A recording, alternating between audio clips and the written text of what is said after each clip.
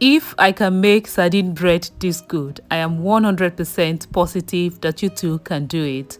Thankfully, I recorded every step I took in making this delicious sardine bread, which I am going to share with you pretty soon. All the ingredient list with measurement will be in the description box. So without wasting time, let's jump right into it. Hello everyone, welcome to my channel. My name is Remy and I make videos from Lagos, Nigeria. To start making sardine bread, I am going to use 4.5 cups of flour. Remember to always use a measuring cup and sift your flour. To this flour, I'm going to add 2 tablespoons of sugar, 1/4 cup of powdered milk. This is a type of yeast I like to use. It's instant and there's no need to proof it. So you just use directly, and that's what I just added to the flour now. I also added salt and combined the dry ingredients. If you're coming across my channel for the first time, I am glad you stopped by and I hope that you will join us permanently by subscribing to the channel. Thank you.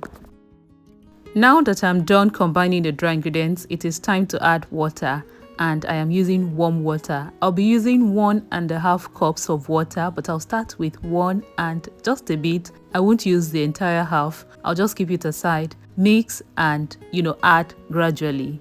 I have a recipe on this channel for making soft agege bread without using any mixer or oven, but I thought to do this from scratch so that you don't have to refer to the other video. But I'll link the video in the description box in case you'd like to see it. Now I'm going to add the remaining water.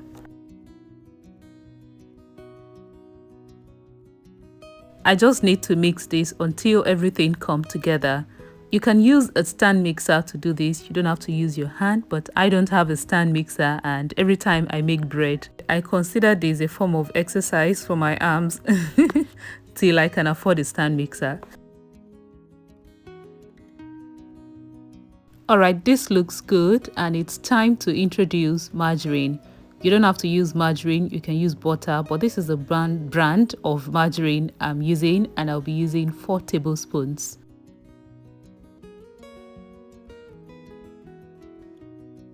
Once the margarine is in, it is time to work it into the dough. So gently, I'm just going to fold it into the dough till everything is well combined and the dough looks smooth.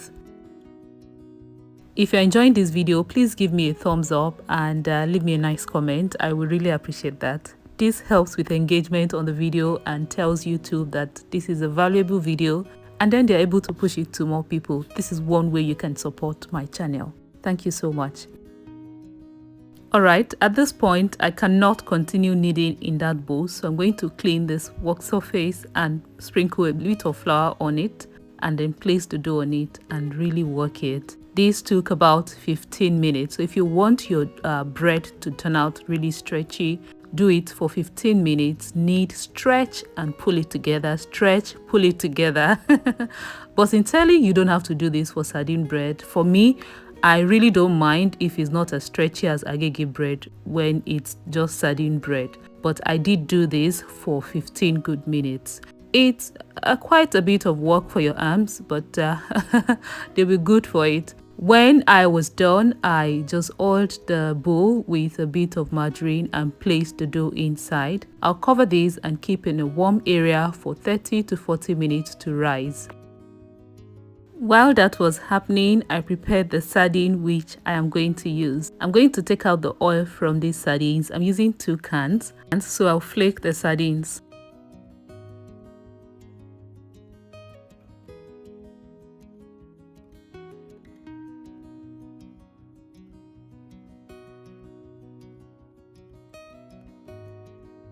This is ready, so I'm going to set it aside while I oiled the pan I'll be using to bake. I'm using this cast iron pan and I'm going to oil it with a bit of margarine.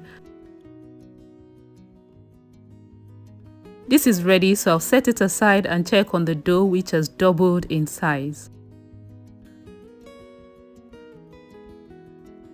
Alright, that's it, and it looks good. So I'll punch it down and just fold it and make it into a ball, put it on the work surface and cut this into sizes. I just usually eyeball this. If you have a kitchen scale, you can do 100 grams each.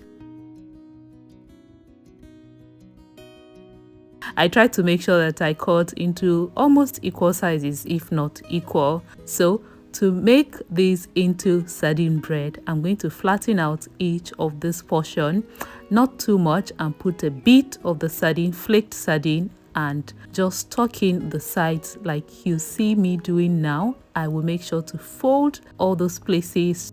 Make sure to tuck everything nicely and don't stretch the dough too much so it doesn't rip open. So I just gently roll it around on my palm like that to make it nice and round to look like a ball.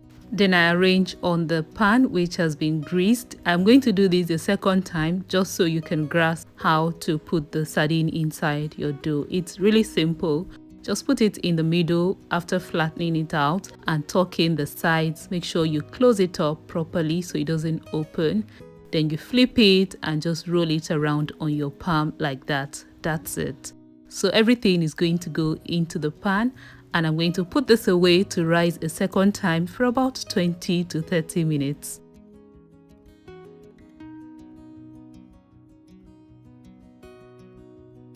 "30 minutes later, this is what we have.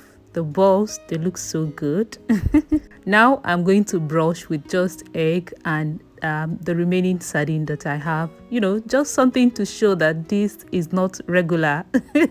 So it's just the flaked sardine with one egg that I mixed together and brushed it on this to give that golden brown color. I'm going to pop this in the oven for 30 minutes at 170 degrees. And 30 minutes later, look at what we have. Doesn't this look good? I bet it does. I'm telling you, if you follow these instructions and use this recipe, you are going to get the yummiest, the most good-looking sardine bread ever. So I just brushed this with the sardine oil that I took out earlier just to make it shiny. Nothing serious, really. These look good, and I really am happy that I did this. I'm happy that I filmed it to share with you, my people, and I want you to try it. You're really going to love it.